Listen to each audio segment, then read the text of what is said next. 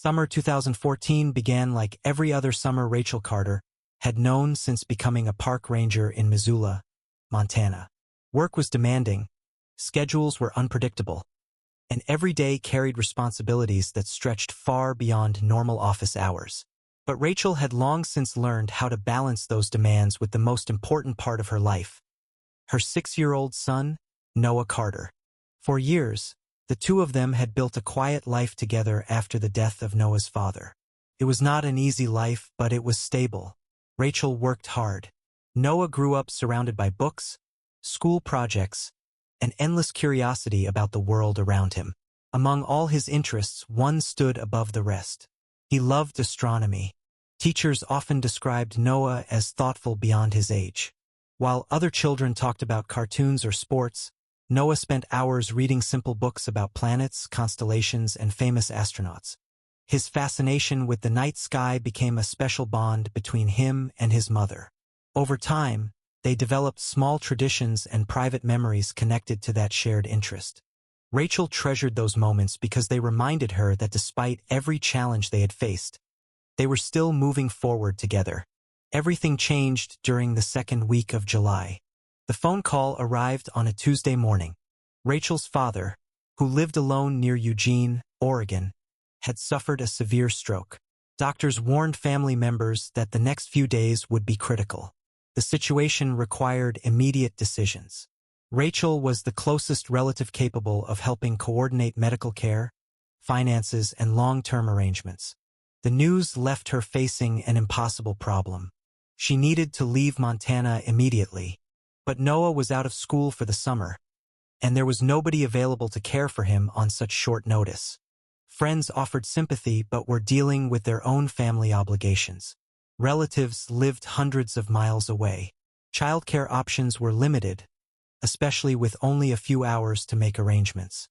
As the pressure mounted, Rachel remembered hearing positive reviews about a summer camp operating near Kalispell.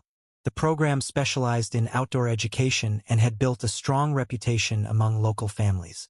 Several parents whose opinions she trusted had spoken highly of the camp in previous years.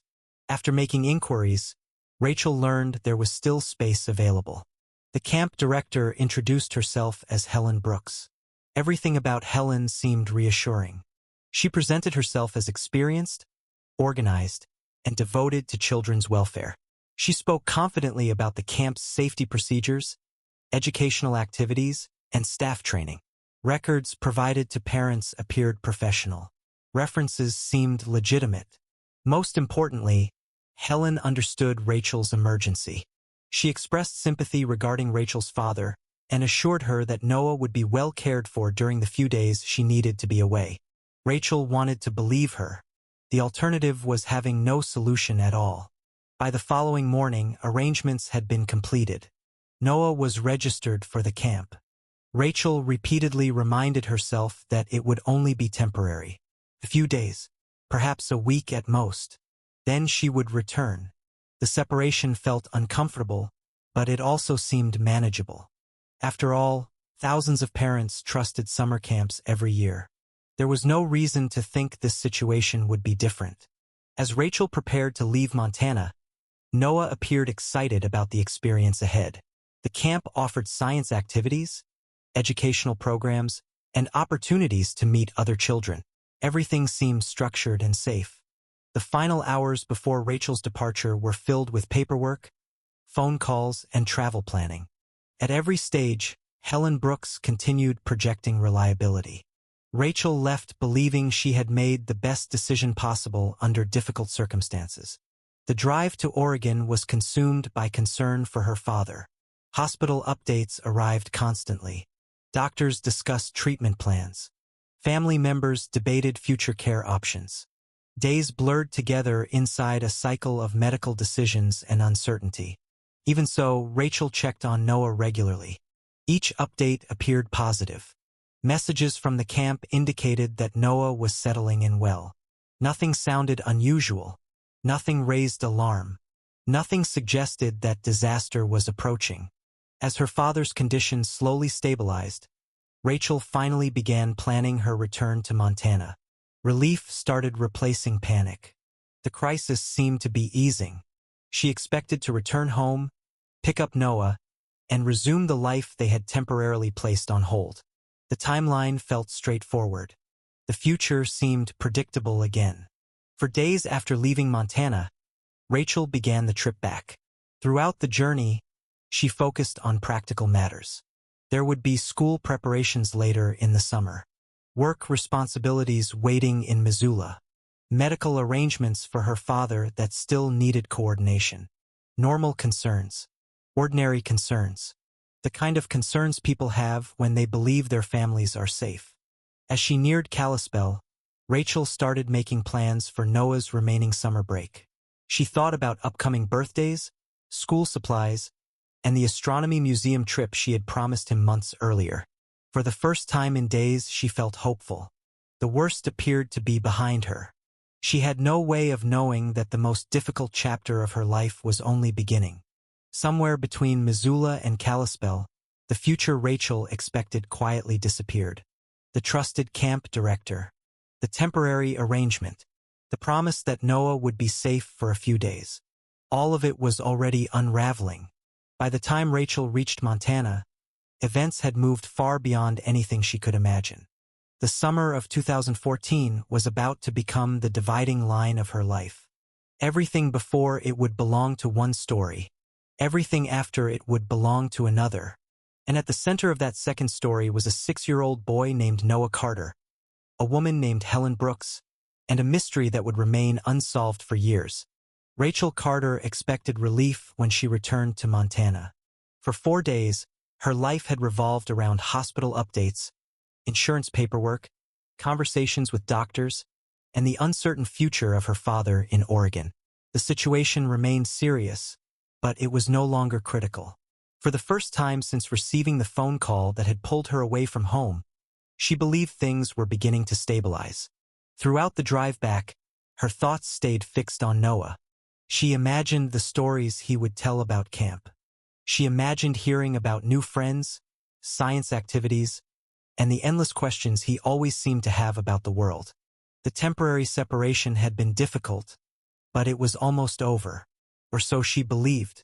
Shortly after arriving near Kalispell, Rachel noticed the first inconsistency. The camp's phone number no longer connected. At first, she assumed it was a technical problem. Rural areas often experienced service interruptions. She tried again. The result was the same. The uneasiness that followed was small but impossible to ignore.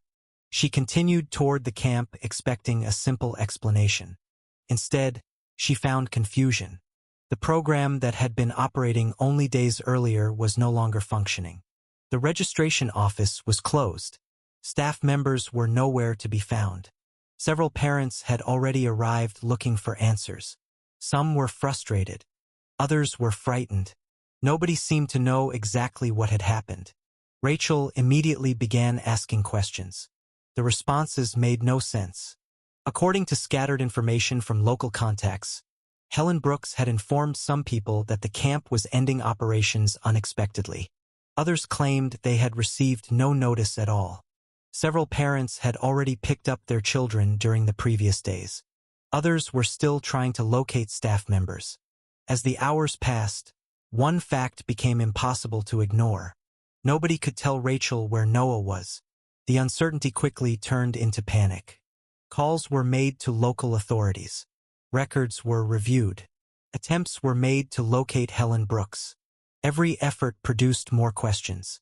The emergency response expanded rapidly once investigators realized a child could be missing. Rachel provided every piece of information she possessed.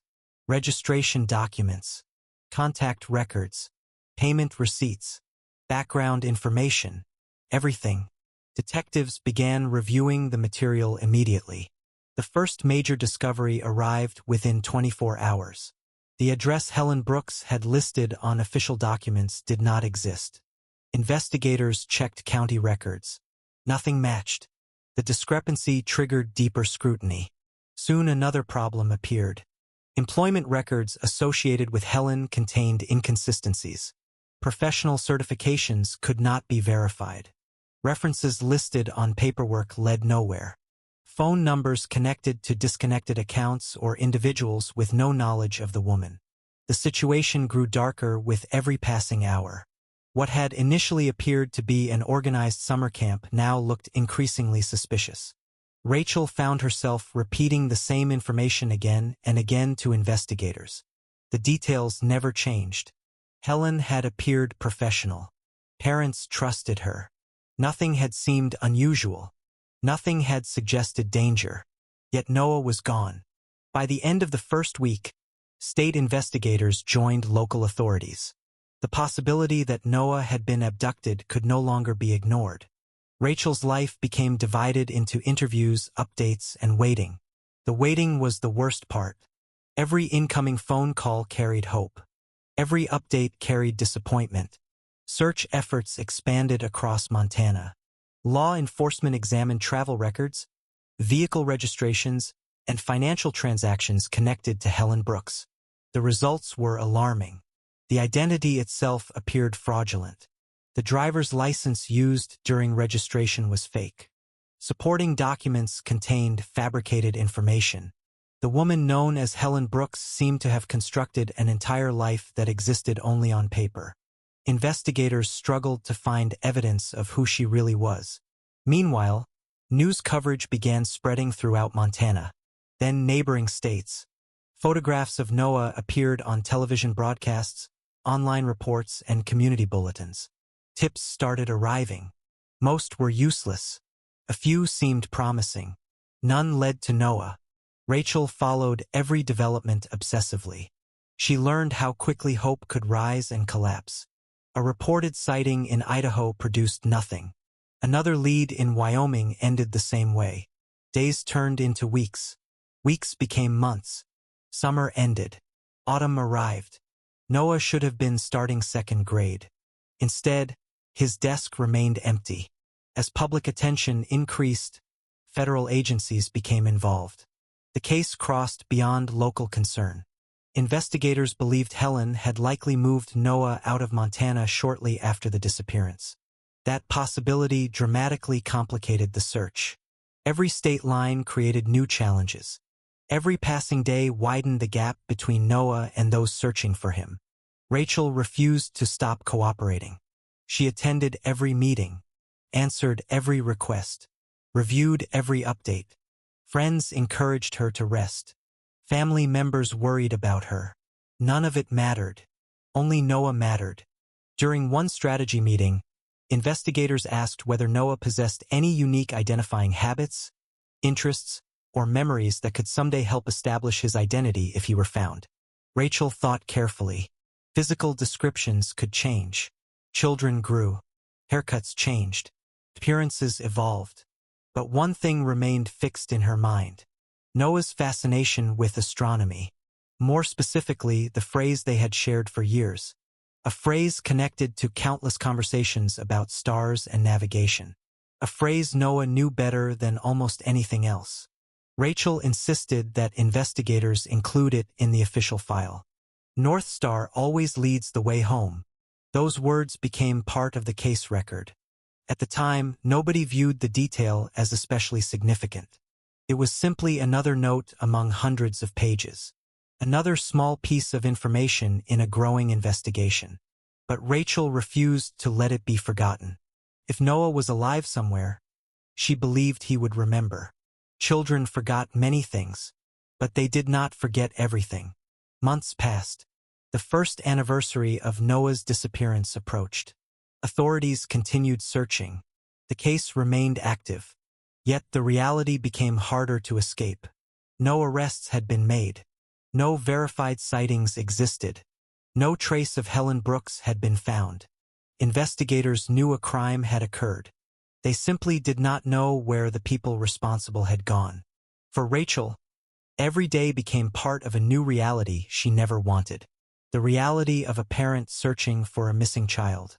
The reality of waking each morning without answers. The reality of uncertainty becoming permanent. Still, she refused to surrender to despair. Because somewhere beyond the growing stack of reports, beyond the unanswered questions, beyond the false identity of Helen Brooks, her son still existed. And until someone proved otherwise, Rachel intended to keep searching. She had no idea that the search would consume the next 8 years of her life. The first year was supposed to be the hardest. That was what people told Rachel Carter. They told her investigations moved fastest during the early stages. They told her law enforcement dedicated the greatest resources at the beginning.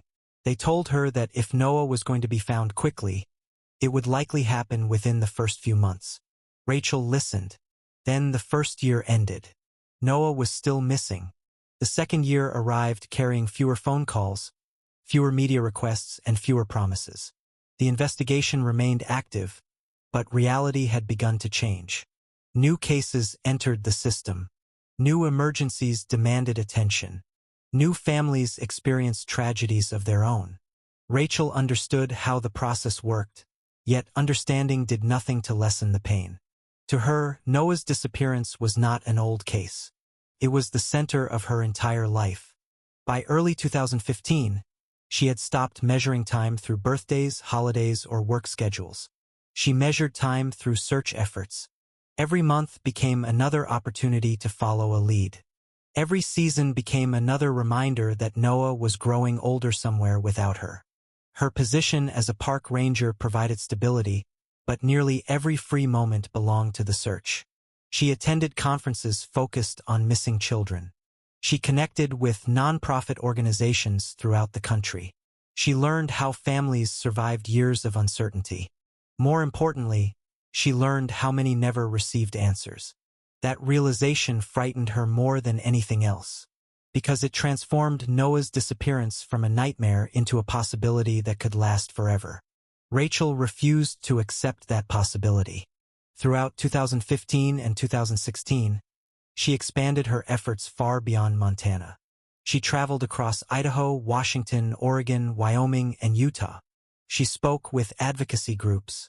She participated in awareness campaigns. She distributed updated photographs showing age progressions created by specialists. Each image attempted to answer a painful question. What would Noah look like now? The answer changed every year. The 6-year-old boy gradually disappeared from posters. In his place appeared a 7-year-old, then an 8-year-old, then a 9-year-old. Rachel kept every version. Each new image felt both hopeful and heartbreaking. Hopeful because it suggested Noah might still be alive. Heartbreaking because she was missing the years those images represented. Meanwhile, investigators continued pursuing every available lead. Federal databases were checked repeatedly. Financial records connected to Helen Brooks were reviewed again and again. Potential sightings surfaced from multiple states. None were confirmed. The deeper authorities investigated Helen's identity, the more mysterious she became. No birth certificate could be verified. No employment history held up under scrutiny. No family members could be located. No former friends came forward. It was as if the woman had appeared for a brief period solely to take Noah and then disappear. The lack of answers became its own form of torment. By 2017, many people around Rachel quietly began adjusting their expectations. Nobody said it directly. Nobody wanted to sound cruel. But she could sense it. Friends spoke more cautiously. Reporters called less frequently. Some acquaintances stopped asking for updates altogether. The world naturally moved forward. Rachel could not. She continued adding information to Noah's file whenever possible. School records, medical records, favorite interests, personality traits, anything that might help identify him if someone encountered him years later. Among all those details, one remained especially important to her. The phrase connected to the North Star. Investigators occasionally asked why she emphasized it so strongly. Rachel always gave the same answer. Because Noah loved astronomy. Because it meant something to him. Because children remembered strange things. Sometimes they forgot addresses and phone numbers. Sometimes they forgot faces. Yet they held on to seemingly insignificant details for years. Rachel believed that phrase might survive where other memories failed. No evidence supported that belief. It was simply a mother's instinct, and she trusted it. As 2018 approached, Noah should have been entering middle school. The thought was difficult to process. Rachel found herself imagining ordinary milestones. Report cards, science projects, sports teams, friends. Small moments most parents took for granted. Those thoughts hurt more than major anniversaries, because they represented a life that continued without her. The investigation itself had settled into a frustrating pattern. Every few months, a new lead generated excitement. Investigators reviewed evidence. Resources were deployed. Expectations rose. Then the lead collapsed. One involved a teenager seen at a community event in Oregon. Another originated from a social services report in Nevada. A third emerged from an anonymous tip sent through a national hotline. Each possibility ended the same way. Not Noah. Never Noah. Still, Rachel refused to stop. She became known within several missing child organizations because of her persistence. Volunteers admired her determination. Other parents found encouragement in her example. Yet none of that felt meaningful. She did not want recognition. She wanted her son. By late 2018, 4 years had passed since Noah vanished. For years, the number felt impossible. A child could change completely in 4 years. A child could develop an entirely different identity, different habits, different friends, different memories. The possibility terrified Rachel, not because she feared Noah would forget her completely, but because she feared he might never learn who he really was. That concern became stronger after conversations with experts who specialized in long-term missing child cases. Many explained that children often adapted to new circumstances. They formed attachments, built routines, accepted new names. The process was not betrayal. It was survival. Rachel understood that. Yet understanding brought little comfort. If Noah was alive somewhere, he was likely growing into someone she no longer recognized. At the same time, she knew something else. No matter how much changed, Noah's fascination with the stars had always been deeply rooted. He had loved astronomy before he learned multiplication, before he learned cursive, before he entered first grade. That passion was part of who he was. Rachel often wondered whether it had survived. Whether somewhere, under another name, he still searched for information about constellations. Whether he still felt drawn to the North Star without understanding why. Questions like those became part of daily life. Questions without answers. Questions that followed her into every year after 2014. By the end of 2018, the case remained unsolved. Helen Brooks remained unidentified. No arrests had been made. No verified sightings existed. Officially, the investigation continued. Unofficially, many people considered it cold. Rachel never used that word. Cold implied abandonment. Cold implied surrender. And she had no intention of surrendering. As another year approached, she continued moving forward the only way she knew how. One lead, one meeting, one search effort, one day at a time. Because somewhere beyond every dead end and every unanswered question, Noah Carter was still out there. And Rachel intended to keep looking for him, no matter how long it took. While Rachel Carter spent year after year searching for her son, Noah Carter was growing up under a completely different name. The transition had not happened all at once. According to fragments that investigators would eventually piece together years later, Noah had been moved through several locations after disappearing from Montana in 2014. Records from that period were incomplete. Some identities had been fabricated. Some documents appeared legitimate but led nowhere. By the time authorities would later begin reconstructing the timeline, entire sections of Noah's early years after the abduction would remain frustratingly unclear. What became certain was where his life eventually settled. Seattle, Washington. By 2016, the boy who had once been Noah Carter was living under the name Ryan Brooks. The couple raising him believed they were helping a child who had experienced instability and hardship. They had received information suggesting that Ryan had no reliable family connections and needed a permanent home. Nothing presented to them indicated that he was a missing child at the center of an active investigation. They accepted him into their lives. Over time, Ryan became part of their family. School records reflected the new name. Medical records reflected the new name. Community organizations knew him by the new name. The identity slowly became normal. For everyone around him, Ryan Brooks was simply Ryan Brooks. The most unsettling part was how naturally childhood adaptation worked. Experts would later explain it many times. Children often adjusted because they had to. Routine became normal. New surroundings became familiar. Questions that once felt urgent gradually faded when nobody around them could answer them.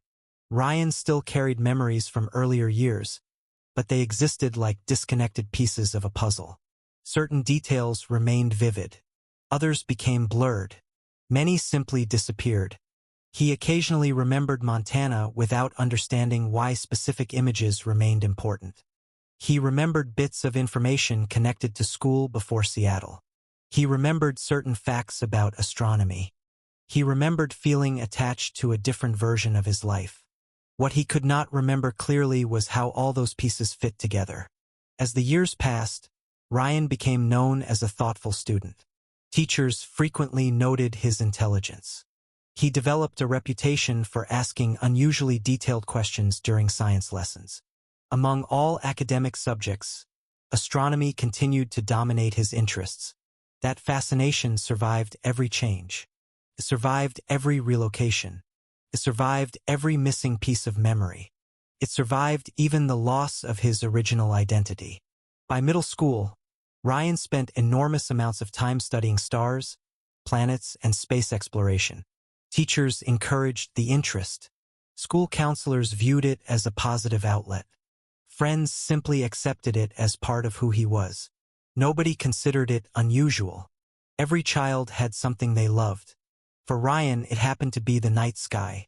What nobody realized was that the passion connected directly to a life he could no longer fully remember. Certain topics affected him more strongly than others. Navigation fascinated him. Historical stories involving explorers fascinated him. Discussions about finding direction using stars fascinated him. Whenever projects touched those subjects, Ryan displayed unusual enthusiasm. Even he could not explain why. The interest felt instinctive, natural, comforting, like something deeply familiar. Years continued passing. Rachel remained unaware of all of it. She did not know what name Noah was using. She did not know where he lived. She did not know which school he attended. She did not know whether he remembered her. Meanwhile, Ryan knew nothing about the woman who continued searching for him. The distance between them was not measured in miles. It was measured in missing information. Entire lives were unfolding separately. By 2019, Ryan had entered his teenage years. The older he became, the more questions occasionally surfaced. Small questions, uncomfortable questions, questions that rarely stayed long enough to demand answers. He sometimes wondered why he had almost no memories from certain periods of childhood.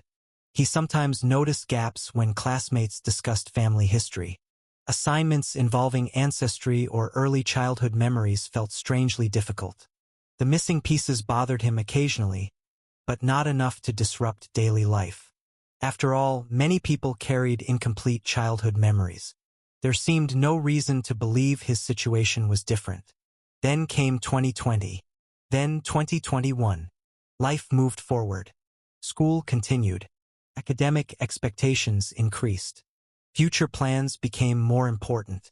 Like many teenagers, Ryan focused increasingly on the future rather than the past. Yet traces of that past refused to disappear completely. One particular pattern appeared repeatedly. Whenever conversations involved navigation, he found himself returning to the North Star. Teachers noticed it. Classmates noticed it. Ryan himself noticed it. The star carried significance he could not fully explain. Something about it felt important, meaningful, personal. At times he tried to identify the source of that feeling. No clear answer ever emerged. The association simply existed. A quiet certainty embedded somewhere deep in memory. By early 2022, Ryan was attending high school in Seattle. His academic performance remained strong. Science courses continued to be among his favorites. Several teachers viewed him as a student with exceptional potential. Among them was a faculty advisor named Megan Turner. Megan had spent years working closely with students on research projects and academic programs. She paid attention to details others sometimes overlooked. That quality would soon become extraordinarily important. At first, Ryan was simply another student in one of her programs. Nothing seemed unusual. Nothing suggested a connection to a nearly 8-year-old missing child investigation originating hundreds of miles away in Montana. The connection remained invisible, hidden beneath years of paperwork, identity changes, and lost memories. Yet it still existed. And unknown to everyone involved, events were already moving toward a turning point. Rachel Carter continued searching. Ryan Brooks continued living under a name that was not originally his. The mystery surrounding Helen Brooks remained unsolved. The investigation remained open, and after nearly 8 years of silence, the smallest surviving fragment of Noah Carter's childhood was quietly waiting to become important. Not a photograph, not a document, not a fingerprint, just an enduring attachment to astronomy, and a connection to the North Star that he himself could not explain. By the beginning of 2022, Rachel Carter had spent nearly 8 years searching for her son. 8 years of phone calls, 8 years of age-progressed photographs, 8 years of unanswered questions. The investigation remained active on paper, but Rachel understood the reality. Most people associated with the original case had moved on. Some investigators had retired. Others had transferred to different assignments. New personnel occasionally reviewed the file, but nobody had found the breakthrough that mattered. Still, Rachel refused to let Noah become a forgotten name in a database. Every year she contacted organizations dedicated to missing children. Every year she updated records. Every year she confirmed that the information remained current. And every year she included the same detail: Noah's fascination with astronomy. The phrase connected to the North Star. The detail seemed small compared to fingerprints, photographs, and DNA records. Yet Rachel never allowed it to be removed. Meanwhile, hundreds of miles away in Seattle, Ryan Brooks was beginning the second semester of high school. Like many students his age, he was thinking about grades, future opportunities, and extracurricular activities. One of those activities involved a research project supervised by faculty advisor Megan Turner. Megan had built a reputation as someone who paid attention to details others overlooked. She encouraged students to explore real-world topics rather than simply complete assignments. That year, one of the projects focused on social issues in the United States. Students could choose subjects ranging from environmental policy to public health, education, or criminal justice. Several students selected missing children cases. The topic generated strong interest because it combined history, law enforcement, and human stories. Megan approved the idea and began gathering research materials. Part of her preparation involved reviewing public information from organizations dedicated to locating missing children. She wanted students to understand how cases evolved over time and how investigative systems worked. As she organized resources, she noticed how many cases remained unsolved for years. Some files contained only a few details. Others contained thousands of pages. Many involved ordinary families whose lives had been permanently altered by a single event. The work affected her more deeply than she expected. While supervising discussions, Megan noticed something else. Ryan repeatedly gravitated toward stories involving navigation, memory, and identity. Whenever conversations shifted toward how missing children might retain fragments of their past, he seemed unusually interested. At first, she thought little of it. Teenagers often connected with topics for personal reasons. Then one afternoon, a classroom discussion turned toward symbolic objects and memories. Students talked about favorite songs, family traditions, and meaningful places. Ryan mentioned something that immediately caught Megan's attention. He spoke about the North Star, not casually, not as a random astronomical fact, as something that carried personal significance. He described it as a symbol of finding one's way home. The phrase lingered in Megan's mind long after class ended. It wasn't dramatic. It wasn't suspicious. It was simply memorable. Over the following weeks, she noticed the pattern again. Whenever Ryan discussed astronomy, the North Star seemed to occupy a special place in his thinking. Megan eventually became curious, not because she suspected anything extraordinary, simply because educators often pay attention to recurring themes in students' interests. While preparing additional materials for the Missing Children project, she reviewed several archived case summaries. One file stood out: a child named Noah Carter, missing from Montana since 2014. The case contained the familiar details found in many long-term investigations: photographs, descriptions, timeline information, family background. Then Megan reached a section containing supplemental identifying information submitted by the mother. Her eyes stopped on a single sentence: North Star always leads the way home. The words immediately felt familiar. She read them again, then a third time. Coincidence, she thought. Nothing more. The phrase itself wasn't unique. Many people associated the North Star with direction and guidance. Yet something about the connection continued bothering her. She reviewed Ryan's project materials: astronomy, navigation, repeated references to the North Star. Then she returned to Noah Carter's file. The same phrase, the same unusual emphasis. Megan tried dismissing the idea. Thousands of people liked astronomy. Thousands of children developed interests in science. Thousands of Americans used the North Star as a symbol. Logic told her the connection was probably meaningless. Still, she couldn't completely ignore it. Professional experience had taught her an important lesson. Sometimes seemingly insignificant details mattered. Not often, but often enough. Rather than making assumptions, she decided to follow procedure. She contacted the National Center for Missing and Exploited Children. The call was cautious and measured. Megan explained that she had no evidence, no accusation, no claim, only an observation she felt obligated to report. The specialist on the other end listened carefully. Cases involving long-term missing children required exactly that kind of vigilance. Information was documented. Questions were asked. Ryan's approximate age, his background, general circumstances. Nothing in the conversation suggested certainty. But the report was officially logged. That decision would change everything. Within days, analysts began reviewing the information. The process was systematic. No dramatic conclusions were reached. Instead, professionals compared available facts.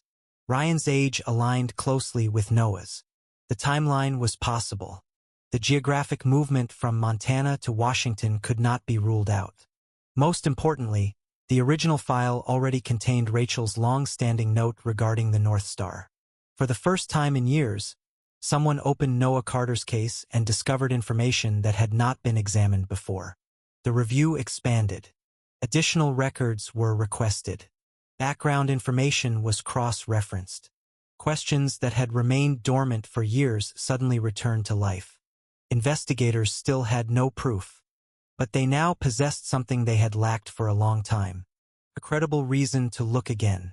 Rachel knew nothing about any of it. She continued living with the familiar routine of uncertainty. She had experienced false hope before.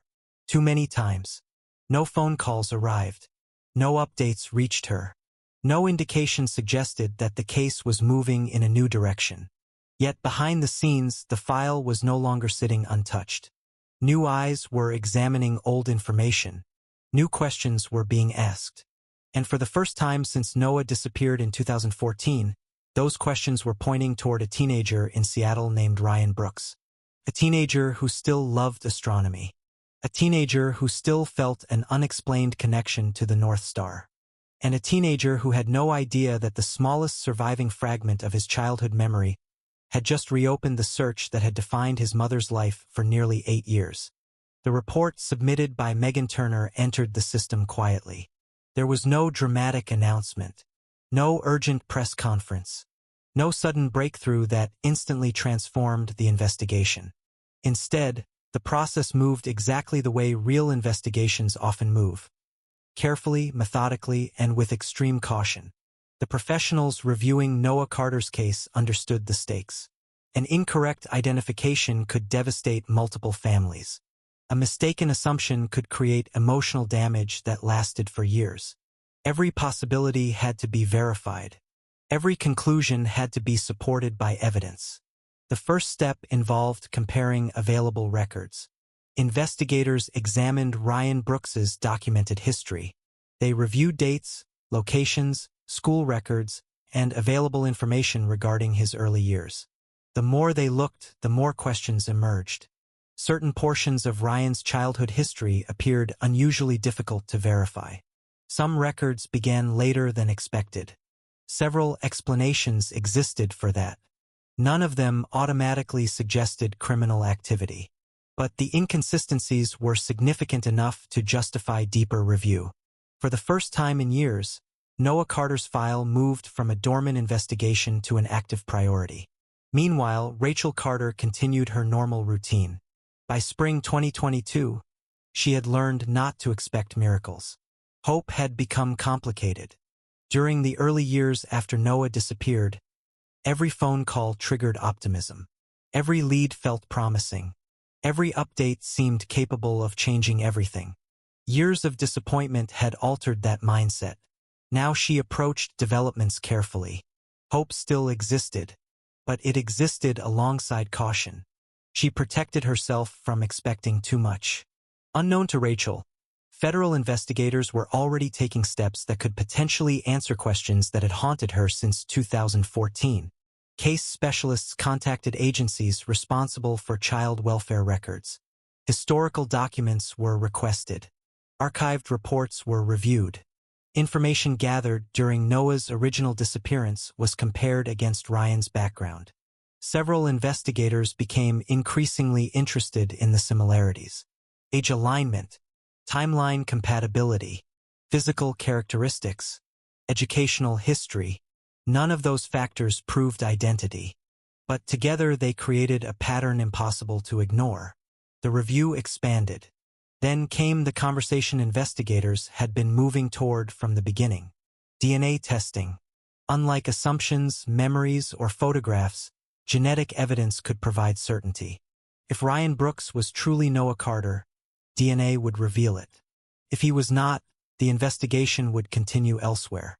The challenge involved handling the process responsibly. Ryan was a minor. Families had rights. Legal procedures existed for good reasons. Everything required careful coordination. Weeks passed. Meetings took place between agencies. Documentation moved through official channels. No shortcuts were taken.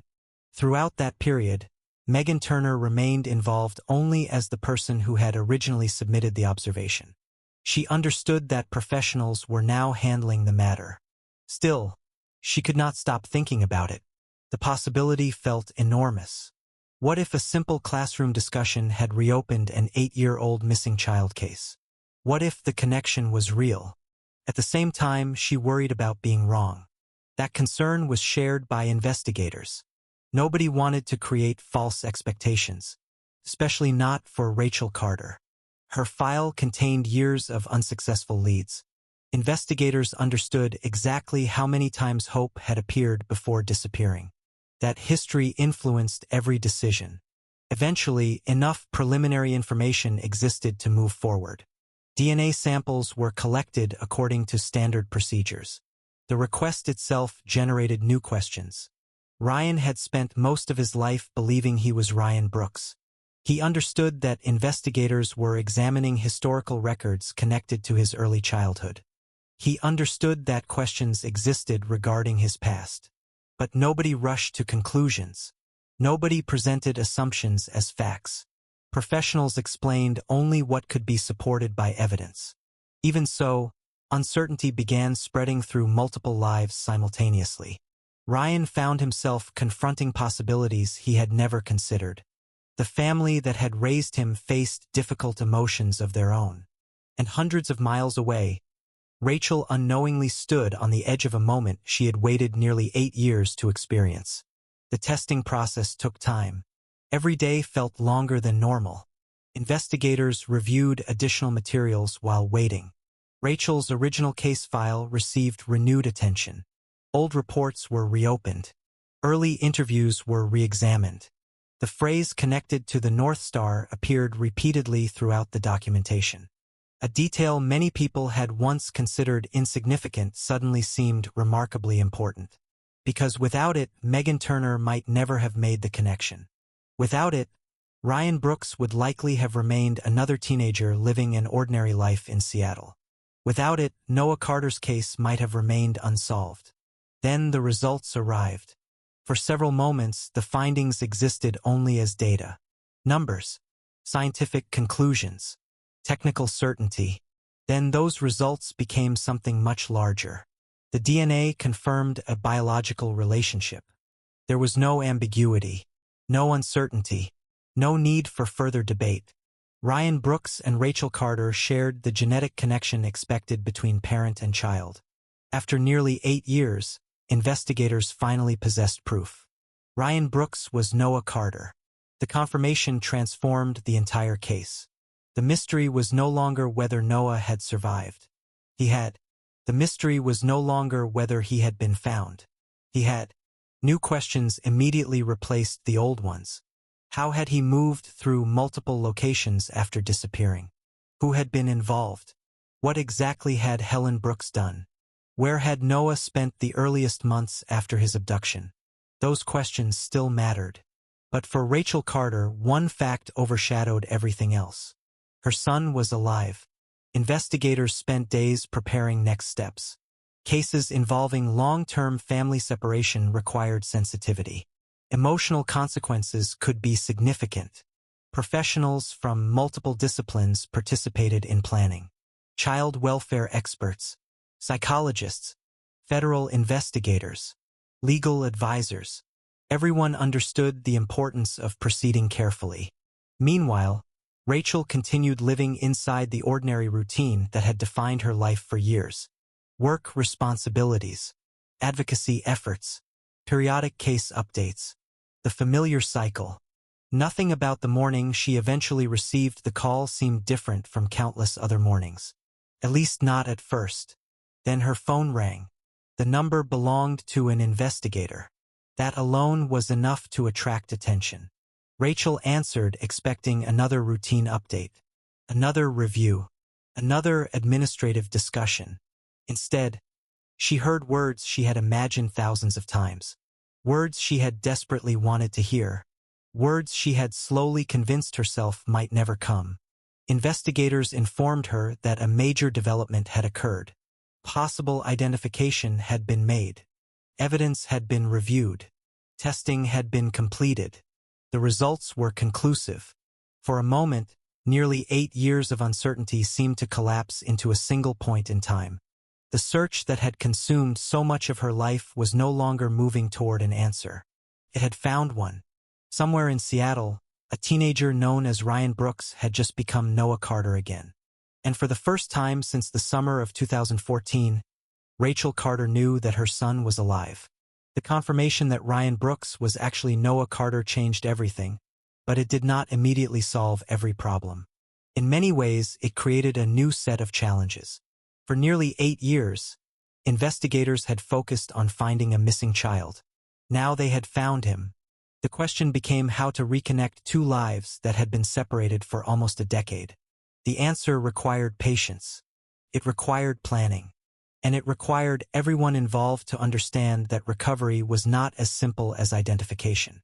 Federal investigators immediately expanded the case. The confirmation of Noah's identity gave them an opportunity to revisit every unanswered question connected to the disappearance. Old reports were reopened. Archived evidence was reviewed again. Interviews conducted years earlier were re-examined through a different lens. For the first time since 2014, investigators knew where Noah had ended up. The challenge was understanding everything that had happened in between. The search for Helen Brooks intensified. Unfortunately, the results remained frustratingly familiar. The woman who had operated the summer camp under that name still appeared to have constructed an entirely false identity. Every lead eventually collapsed. Every trail ended without answers. The deeper investigators looked, the more difficult she became to trace. Financial records connected to her identity had disappeared shortly after Noah's disappearance. Employment histories could not be verified. Addresses linked to her name proved fraudulent. The pattern repeated itself again and again. It was almost as though Helen Brooks had never existed at all. What investigators did discover was a partial reconstruction of Noah's movement after leaving Montana.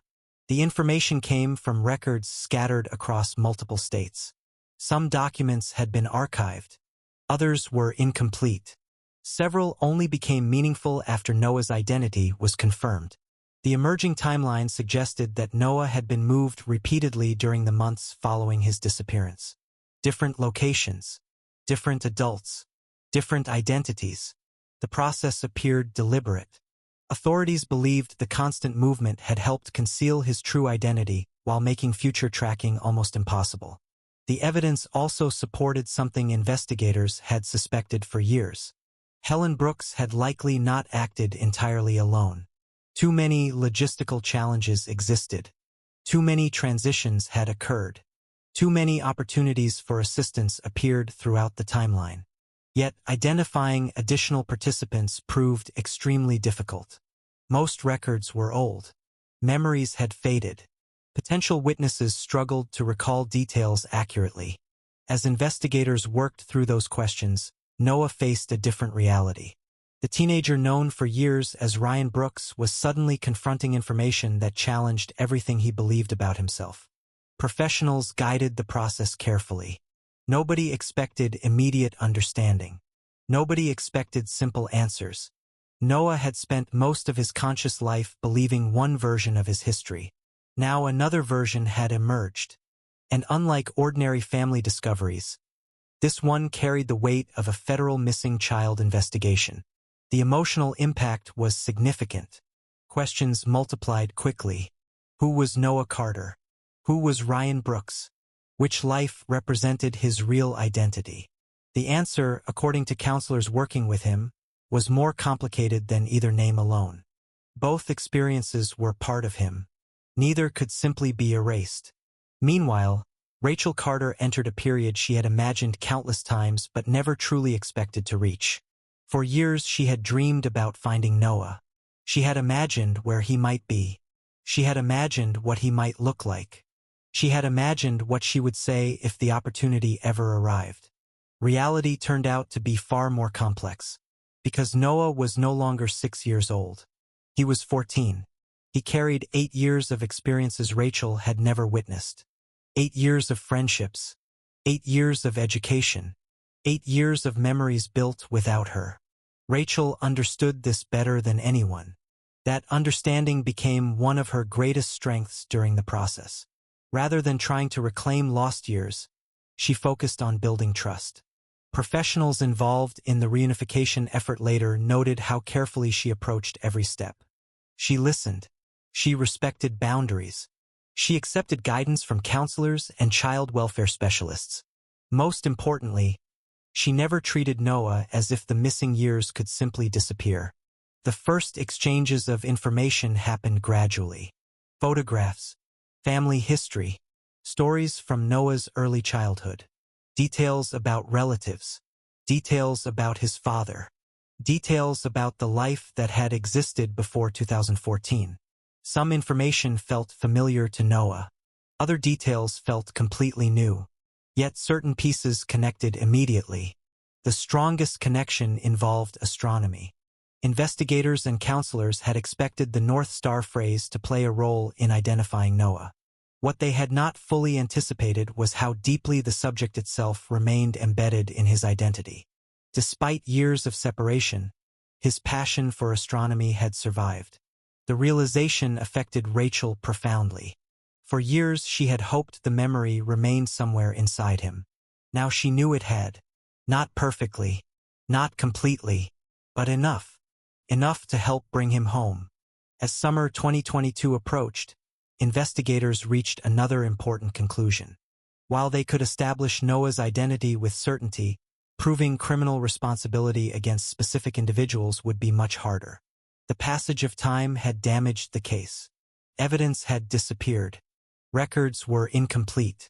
Potential witnesses could not always provide reliable information.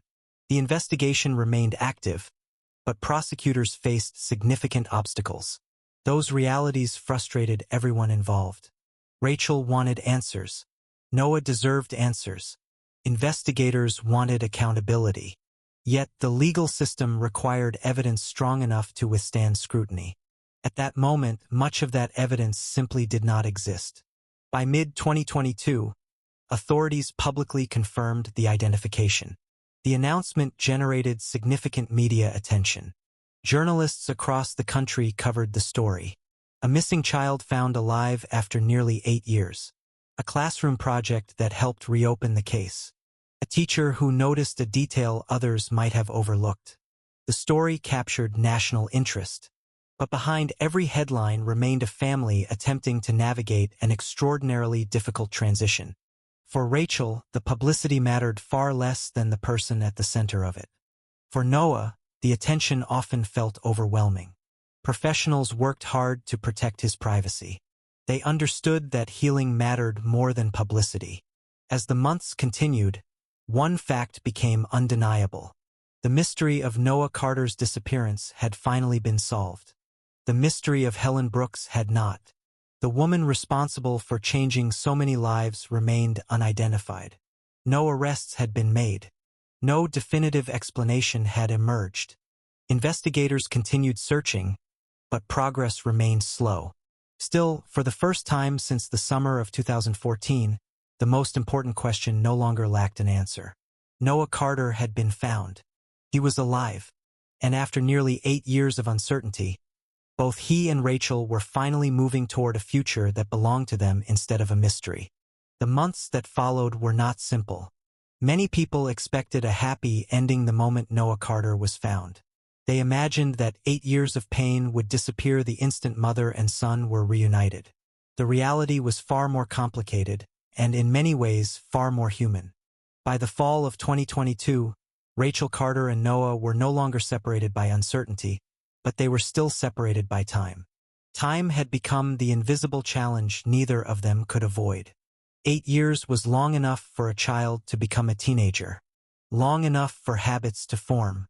Long enough for memories to fade.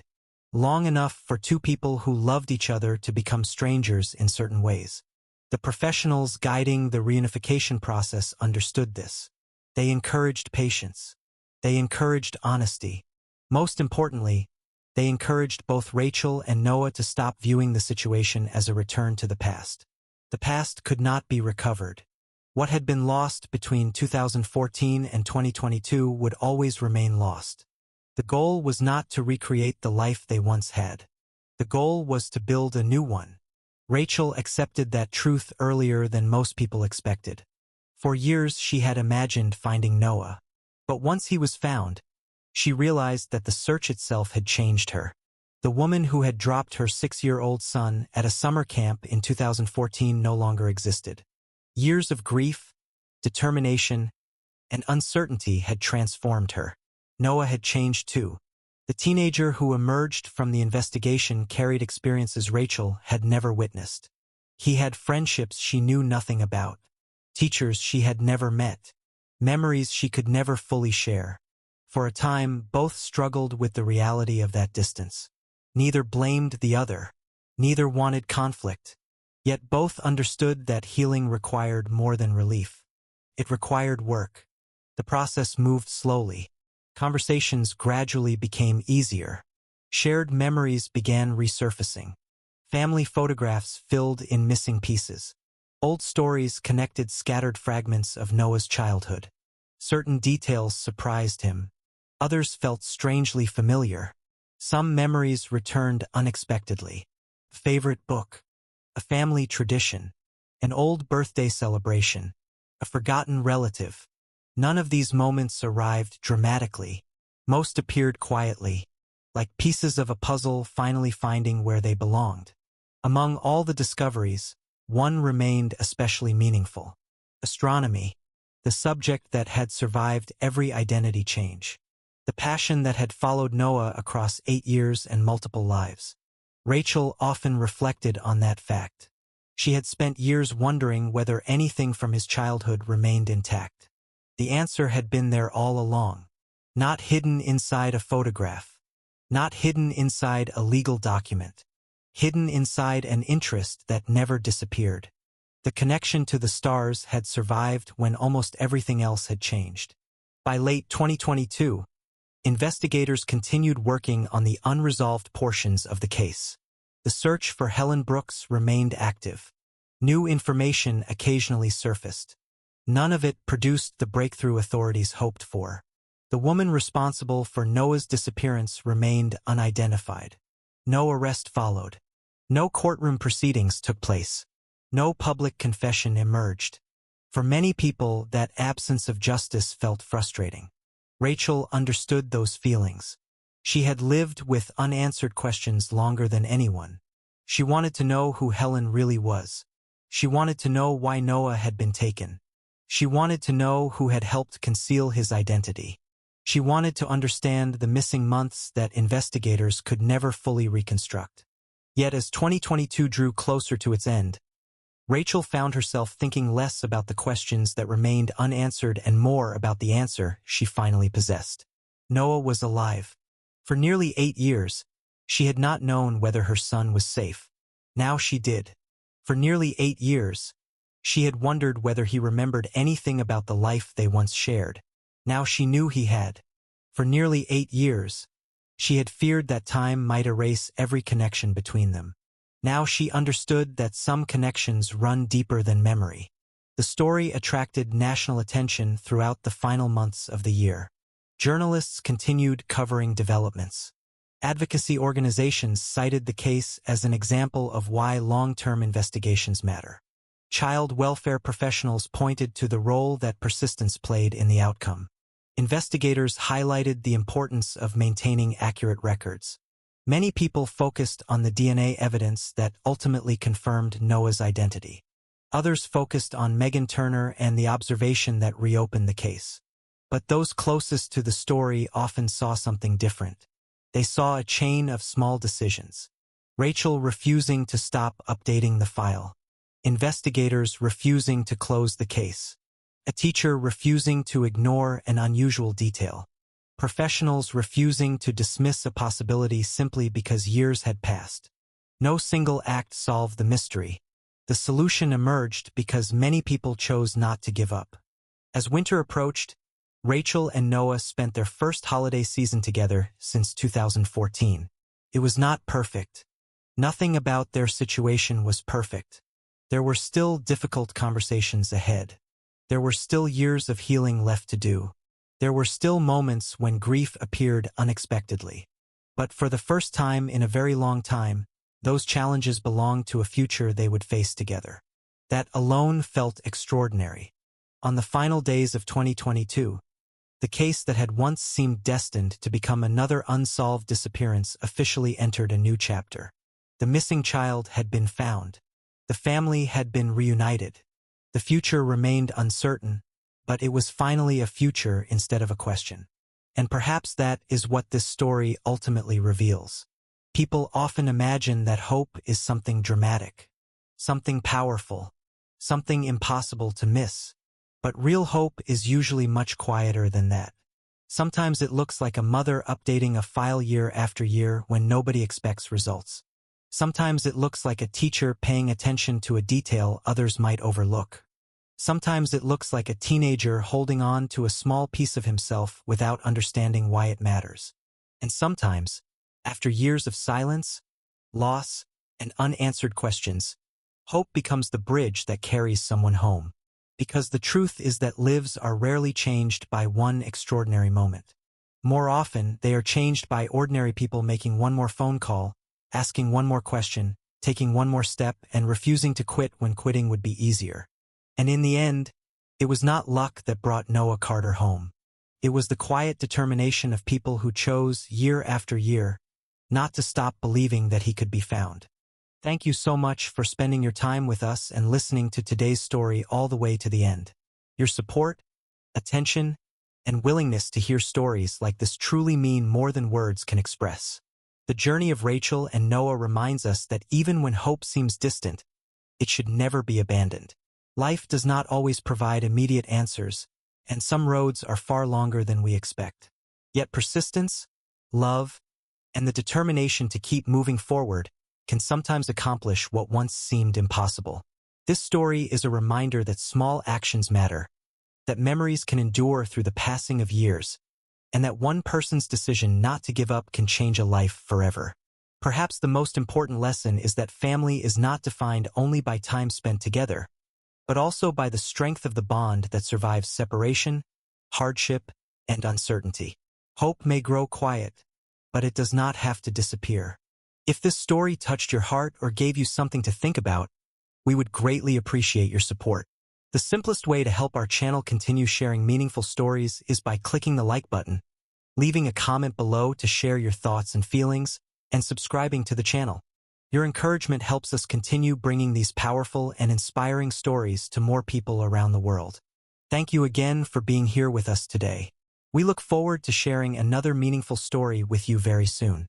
Until then, take care of yourselves and those you love.